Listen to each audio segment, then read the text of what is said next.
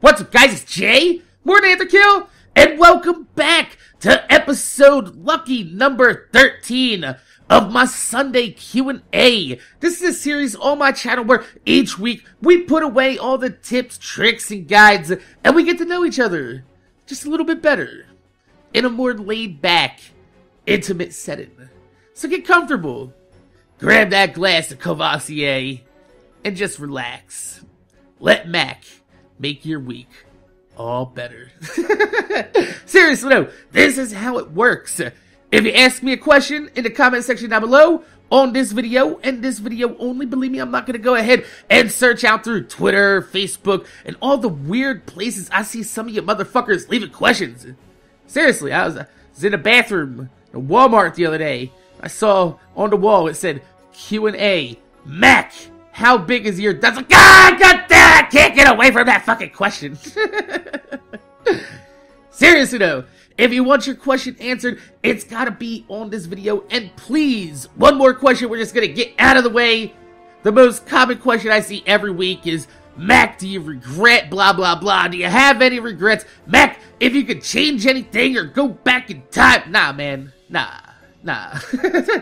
That is not how this works. And I've mentioned many times before in my videos that regret and trying to think what you could do to change the past is pretty much the easiest way to send yourself into a stress-induced early grave. I don't know about y'all motherfuckers, but I just ain't about that life. I don't recommend it. But no, honestly, I have no regrets, man, because I can't do shit about anything that's already gone down in my life. So why bother racking my mind trying to figure out what the fuck I could have done wrong when I can figure out what the fuck I could do right to get my life back on track. That's how, you know, I think forward thinking should be instead of reverse thinking. You sit there and try to fucking think in reverse and you're just gonna spin tires.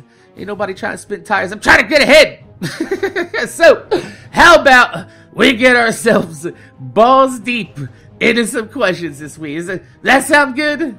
Yeah? Well, alright. First question comes from Asa the Spider, who wants to know, MAK, what are your views on Destiny's storyline and lore? What led you into playing Destiny?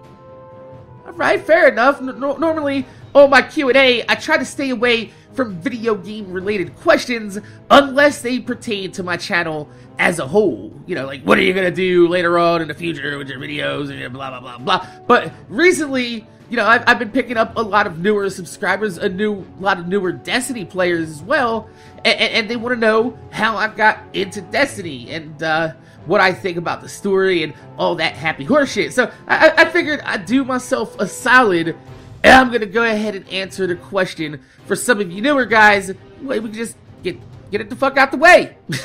So, how did I get into Destiny? I think the better question is, how did I first find out about Destiny? And the first I've heard about Destiny was somewhere around, I think it was Christmas 2012. I was going to say 2013, but no, Christmas 2012, right before the Hammerlock DLC came out. Randy Pitchford, the CEO of Gearbox, the company that makes Borderlands, he tweeted out that he recently saw a demo of a game that plans to out Borderlands. I was like, what the fuck could that be? And, you know, I was looking through all the shit and I saw Defiance coming up and I was like, that doesn't really look close to Borderlands at all. And Defiance was terrible. Let's forget all about fucking Defiance. An absolutely horrible game. The fact that it was coming out as a sci-fi, you know, standalone with another fucking goddamn series on TV, we all knew that Defiance wasn't gonna go nowhere because of this fucking sci-fi fucking channel shit. But yeah, I was intrigued because at this point, the only thing that we've all seen, you know, teased by Bungie about Destiny was that it was going to be a first-person shooter. Nobody knew that it was going to be a loot-and-shoot game at that point. And I mean, come on. It's fucking Bungie. And everybody's like, they heard Bungie was working on a new game. They figured it was going to be another PvP first-person shooter game like Halo. That's what everybody knows fucking Bungie for. So it wasn't for like a few months after that when PAX East hit, and then you had E3, and, you know, that summer, Bungie dropped the bomb that they were working on an open world first-person shooter RPG into similar lines of Borderlands. And I was like, well then, allow me to pick my fucking jaw up off the floor. Like, bow. And I was excited. I even showed my real life friends, and I was like, clickety clack, yo dude. He's like, what's up? And I was like, check this game out. This shit's gonna be fucking huge. And I was instantly excited for the game because, you know, at the time, every update that Gearbox was making for Borderlands 2 just kind of kept up fucking the game up just a little bit more. And, you know, the prospect of having a loot and shoot game being developed by the legendary AAA first-person shooter developer Bungie, fuck yeah. And it was a perfect transition for me from the Borderlands series to Destiny. Especially since, you know, Destiny doesn't really have much of a story getting in the way of the action, which, ironically, is exactly how the Borderlands franchise is built. And I love both series for that, really. Honestly, I mean, I play these games because I like fast-paced, tight control, first-person shooting action. And that's what the fuck I get. And I get it at the drop of a hat. Instant gratification. It's like I pushed a button and I jizzed in my pants. I have no fucking problems with that. Actually, I wouldn't mind having a jizz button, but I don't want it to jizz in my pants. It's just kind of messy. So yeah, ironically, the CEO of the previous franchise that I played immensely is the one that turned me on into the newest franchise that I currently play. It's pretty fucking funny how life works out sometimes.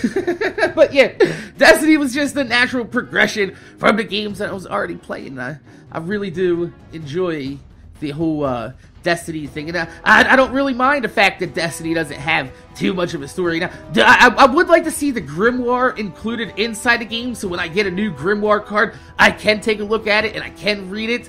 But outside of that, I just like the fact that it's fast-paced, tight-controlled, first-person shooting action. That's what the fuck I get. So, the next question comes from Nate Copney, who wants to know where I see myself in the next 10 years. Alright, guys, I know this is gonna sound morbid and fucked up beyond all means, right? Now, I'd like to say, in the next 10 years, I see myself alive. At the very least. I mean, I know I'm relatively young still, but that doesn't mean shit in the grand scheme of things. 32 years old, I mean, in the grand scheme of the entire universe, I'm not even the tip of a pubic hair on the dick of the universe. And I mean, if you take a look at the rest of the world, you know, life doesn't give a fuck how old you are. Right now, there are children that are dying from diseases. Young people are overdosing on drugs. Hell, even that dude from the fucking ACLU, JPG, PNG, fucking Ice Bucket Challenge. Remember that guy that started that shit? That motherfucker jumped off a deck of a Bayside restaurant, like, during the entire time that this whole Ice Bucket shit was going on. Like, it was so popular and everybody was doing the viral thing, dumping bucket on his head, and he's out just celebrating at a restaurant that he's done something great in the world, jumped off the deck of a Bayside restaurant, and broke his fucking neck when he hit the water. Peace punch, Captain Motherfucking Crunch. Life said that shit just ain't happening, motherfucking happen. And, you know, I've had a lot of reminders in my life that this shit ain't guaranteed.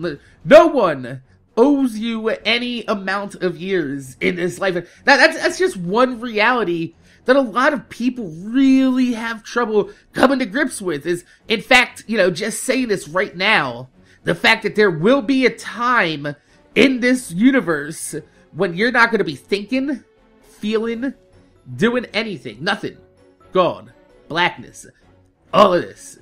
And just now, saying that, There are going to be people watching this video and they have a knot in their stomach because I said that, because they're thinking about it, and you have your hand on your mouse right now and you're getting ready to click off of this video because of the way that I'm making you feel right now.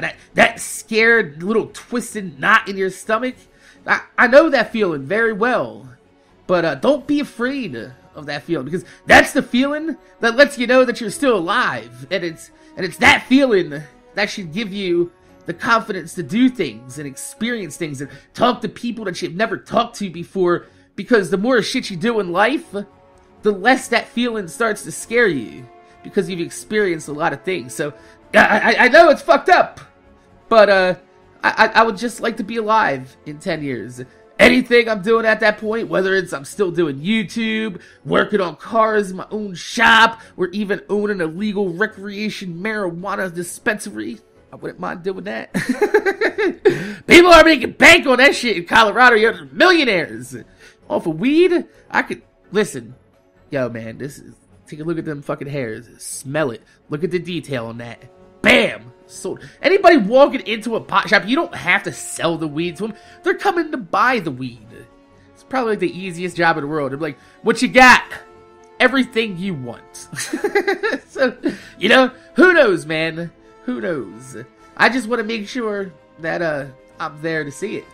That's all. So, let's go ahead and shake off some of that rust a little bit and go to anonymosity. It's actually anonymosity. Yeah, he wants to know, how do you help someone who is being bullied and has reached out to you? How do you help someone who doesn't realize that they're being bullied? Alright.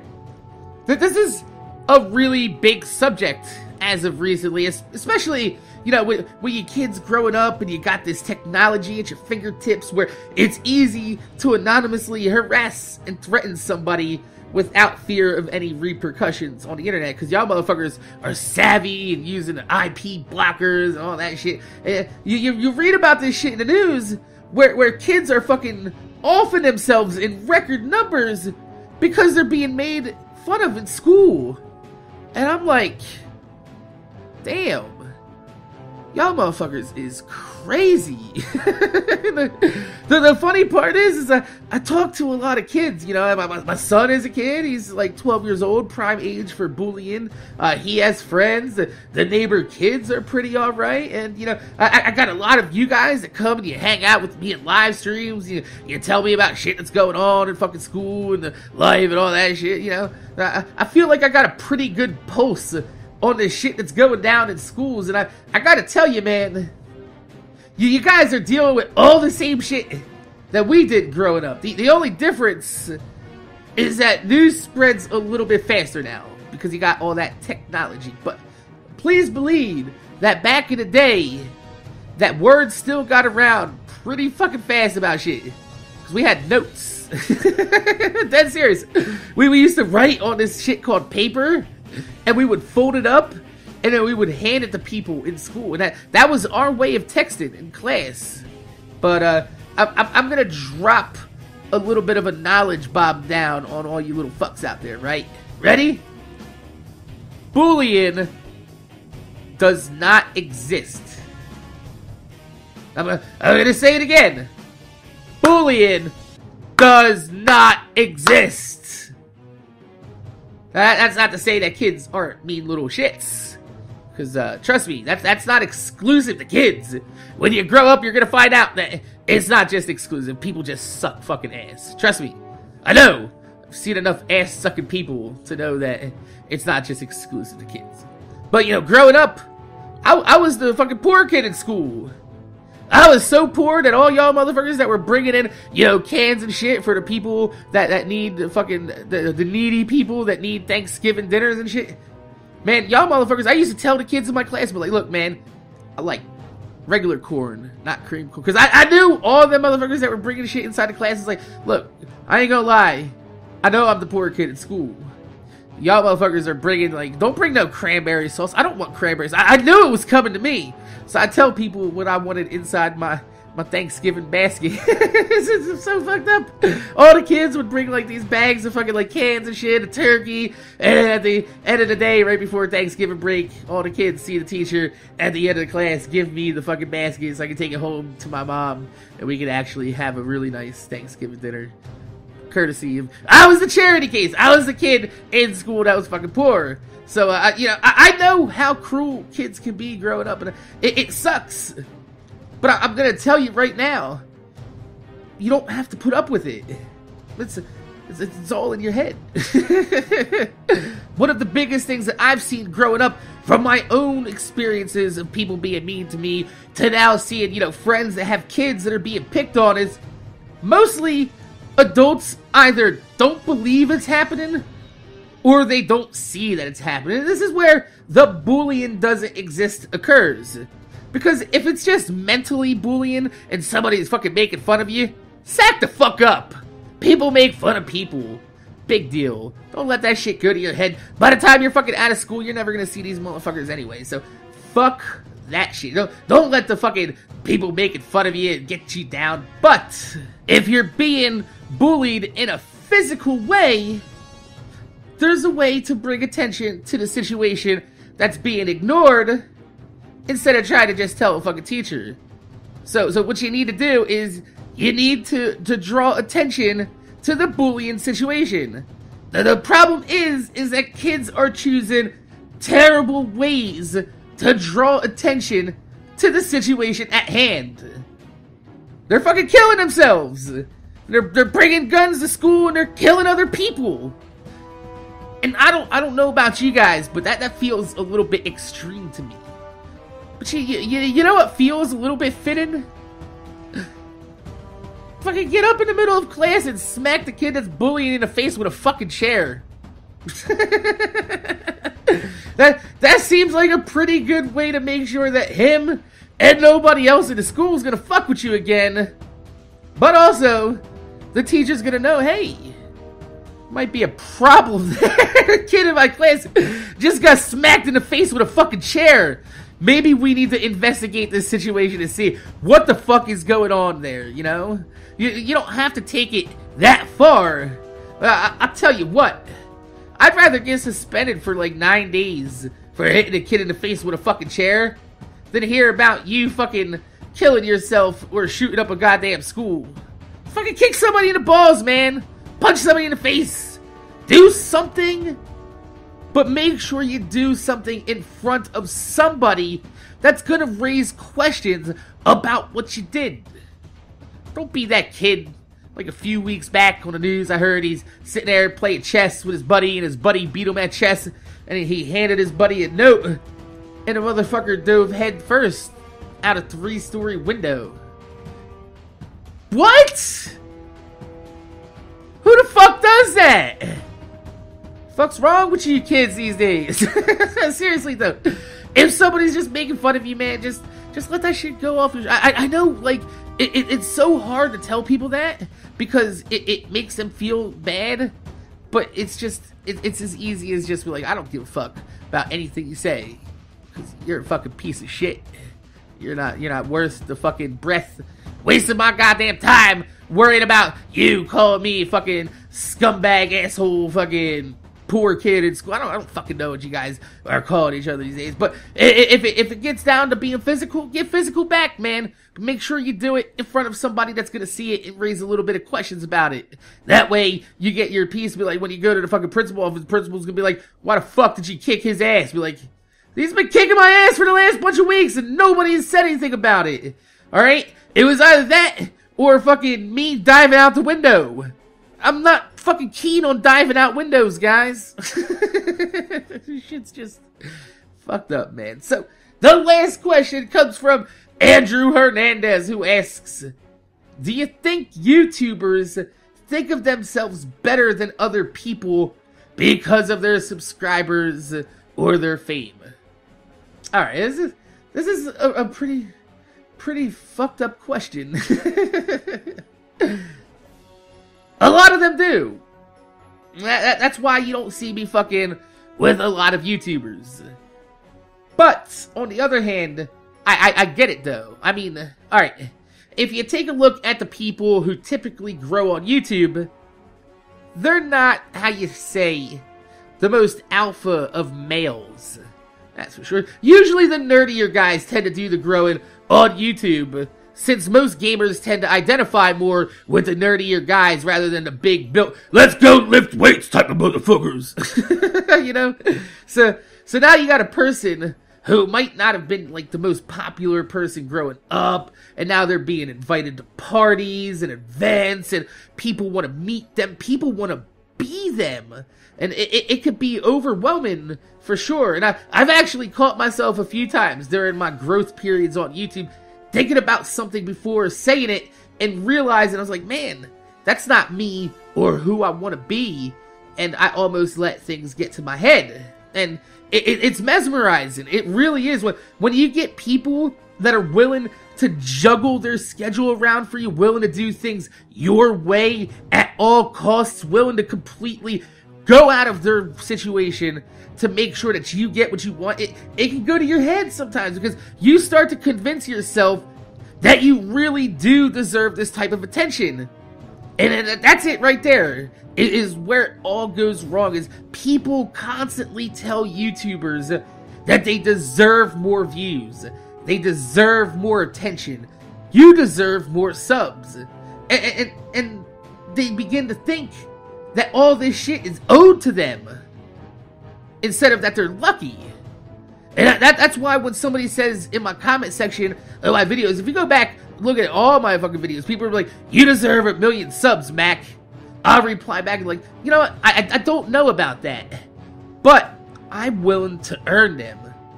Because, you know, some people just grow so easily on YouTube that they forget the struggle, and they forget the grind. And as somebody who's struggled and grinded, not just on YouTube, but in life, just to get to the point to where I can struggle on YouTube, man, I've been there already. And I know what it feels like to build a life for yourself that you're 100% happy with.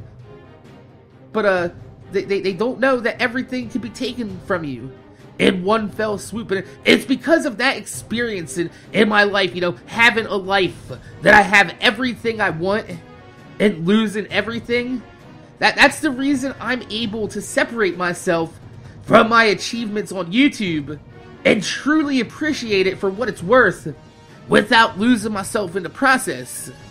Because it can all be over just as fast as it started. And in the words of an NFL coach for the Green Bay Packers, he's a legend too, Vince Lombardi, smart motherfucking man. He says, if you score a touchdown, even if it's your first time in the end zone, act like you've been there before. And I have, man. I've been there. I've gone all the way, lost it all, come back again. And I'm just trying to enjoy the moment while it lasts. So, my name is Jay, MorninAfterKill. I want to thank you guys for watching. Make sure you guys rate, comment, subscribe. If you could leave a thumbs up on the video, I'd highly appreciate it, because it gives me motivation to make more videos for you motherfuckers that watch my motherfucking videos before anybody comes on my channel and tells me, you shouldn't be telling kids to go ahead and hit people in the face with chairs. You know what? I'd rather see an epidemic in this fucking goddamn country of kids hitting kids in the face with chairs than kids shooting kids in fucking school, alright? That's what it's come to. Fucking chairs ain't that bad. I'd rather take a chair to the face than a bullet to the chest. So, like I said, my name's Jay, MorninAfterKill. Thanks for watching. Make sure you leave your questions for next week down below. And I'm gonna see you guys later.